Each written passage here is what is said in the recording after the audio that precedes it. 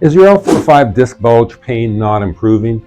Chances are you're doing things that are actually making it worse.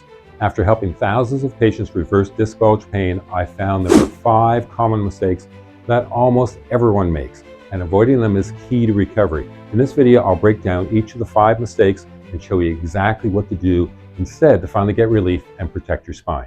Mistake number 1 is doing exercises that cause further injury. Let's start with a mistake many gym goers make: jumping back into high-load exercises like deadlifts, press squats, especially sit-ups, after they've started feeling a little better. The problem: these types of exercises put immense pressure on your spine.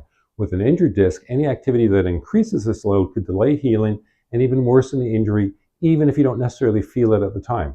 Disc bulges in the L4-5 and L5-S1 regions are particularly vulnerable to this kind of stress, and pushing through with heavy exercises often leads to more pain and prolong recovery. Instead, focus on building core stability to support your spine without placing it under strain. Exercises like prone planks, side planks, bird dogs, dead bugs are excellent choices. These moves target crucial stabilizing muscles, your lower back abdominals, your multifidus, the gluteal muscles, all of which help strengthen and protect the lower back. A strong core forms a foundation that keeps your spine steady, so these exercises are excellent for providing stability without additional strain on the disc. Progress gradually and remember that healing takes time, and focus on gentle strength building rather than rushing back into heavy lifting. Mistake number 2 is using improper lifting technique. The way you lift everyday objects is just as important as how you lift weights in the gym. Many people bend or arch their lower back when picking something up off the ground, whether it's a heavy item or something small and light. Unfortunately, bending over while lifting adds significant intradiscal pressure, especially when combined with the added weight of the object. For an already bulging disc, this extra pressure can worsen the injury and hinder recovery by preventing the disc from healing properly. Instead, we want you to use proper lifting technique, even for small, light items. The key is to lower yourself by squatting down to the item rather than bending at the waist. Keep the item close to your body as you lift, engaging your core and using your leg muscles to rise back up. By squatting, you maintain a neutral spine and prevent the forward bending motion that compresses the lower discs. Remember, think of the jelly donut. If I flex, I'm squishing one side of that jelly donut, I'm going to bulge the jelly out on the back side. That's what we don't want. Adopting proper lifting techniques will give your back the best chance of healing while reducing the risk of further injury during routine daily activities. Mistake number 3 is sleeping on your stomach. Sleeping posture may not seem significant, but it can directly impact spinal health, especially with a disc bulge or disc herniation. Sleeping on your stomach puts your spine in a hyperextended position, which places constant abnormal pressure on the discs in the lower back. This prolonged stress during sleep can worsen the inflammation around the bulging disc, leading to more pain upon waking and less effective healing. Instead, opt for side or back sleeping positions. You should be doing this all the time, regardless of whether you have a disc issue. If you sleep on your back, place a second pillow under your knees. This will relieve lower lumbar pressure and allow the spine to rest in a more neutral position. For side sleepers, place that second pillow between your knees to keep your pelvis level. It aligns the spine, it reduces strain on the disc, it prevents that upper leg from coming over more on the bottom leg. Using pillows to support the spine reduces pressure on the disc, it encourages recovery, and it minimizes the risks of aggravating the injury while you sleep. Mistake number 4 is staying sedentary and resting too much. That's what used to be prescribed all the time, was bed rest, and we now know that's a terrible thing to do to your spine, to your health, to your discs. The only time you should be using bed rest is if it's physically impossible really to do anything else. It's natural to want to rest when you're in pain, but too much inactivity is one of the worst things you can do for a disc injury. While a short rest can provide immediate relief, prolonged periods of sitting or lying down can actually make recovery slower. Movement helps activate the muscles that support your spine.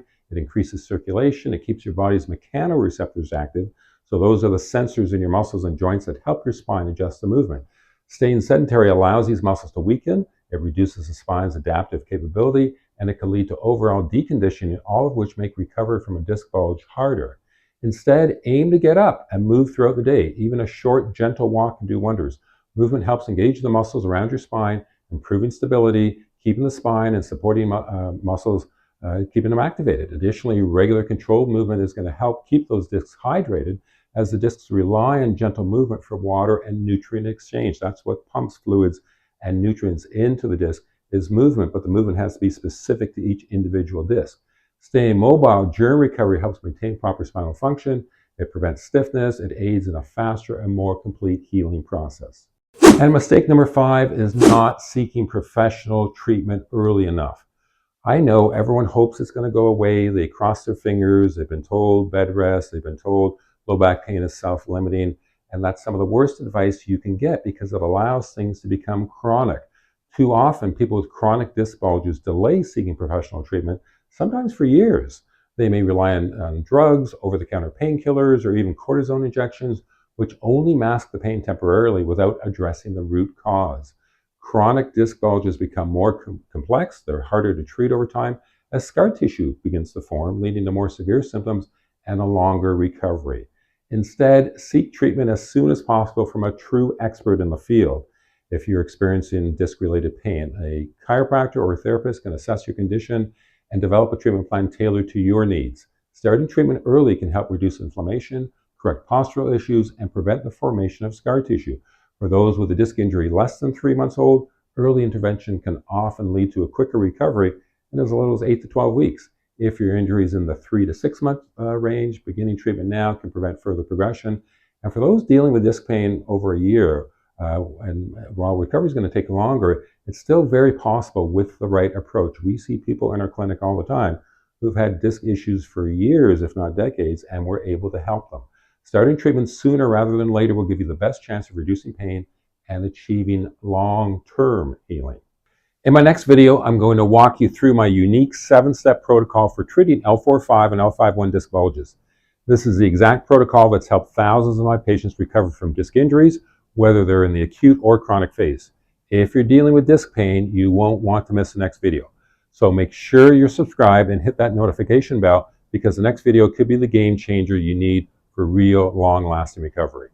Managing an L4-5 or L5-1 disc bulge or disc herniation is challenging, but avoiding these 5 common mistakes can significantly improve your recovery. By focusing on the proper core strengthening exercises, using proper lifting techniques, maintaining good sleep posture, staying active, and seeking professional help early, you'll give your spine the best chance to heal and get back to pain-free movement. Remember, patience and consistency are key. Each small change can bring you closer to relief and recovery. Now I want to hear from you. What have you tried that seemed to make your disc bulge worse? And what's actually helped with your recovery? Drop your experiences in the comments below. I read every one and love hearing what's worked for you. And don't forget to subscribe if you're looking for more proven tips and strategies to treat and relieve debilitating back and neck pain without relying on drugs or surgery. The next video you should watch is this one, 5 easy to do exercises for quick L4-5 disc herniation relief. Please go watch the video next.